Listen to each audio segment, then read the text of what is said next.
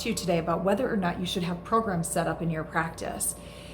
My practice was built without programs other than IV packages, and we call them packages versus programs, but they're really the same thing.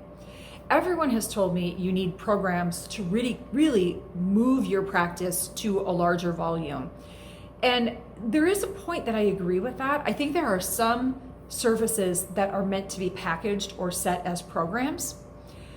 But in my practice, transitioning from a fee service based to a programs based has been a little bit of a challenge because I have a very long history with my clients. Many of my clients have been my clients for 15 or 20 years. So getting them to transition from paying for one service at a time is a little bit of a challenge.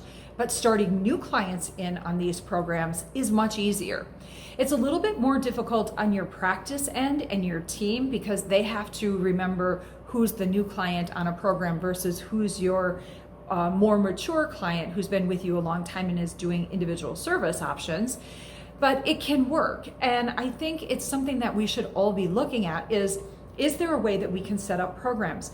One of the ways that we're looking at doing it in my practice is setting up programs with ancillary staff.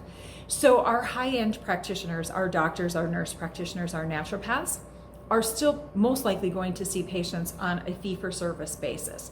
But our ancillary staff, our health coaches, our nutritionists, our acupuncturists, they will set their things up on programs.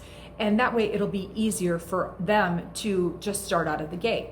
Now we do have programs and services that we set up, like I said, for IV services, and we do shockwave therapy, and those are set up as a fee program, and it's one set fee for that program. It works really well for us that way, but I want to encourage you to think about how it works best for you.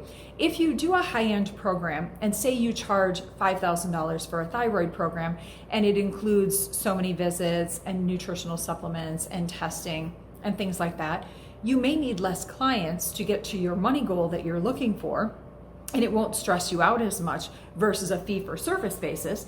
However, if you're a fee-for-service basis and you charge a high-end hourly rate, you could do the same thing without having to see as many clients either.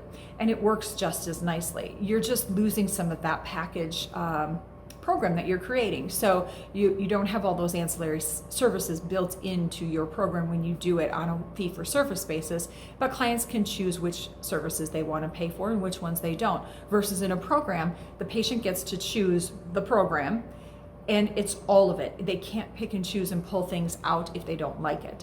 So I think there's a win-win for everybody in this, and I think some practices are set up really great for programs and some maybe not so, but I think there's a way to combine the two in a practice and really reach that financial goal that you're looking for.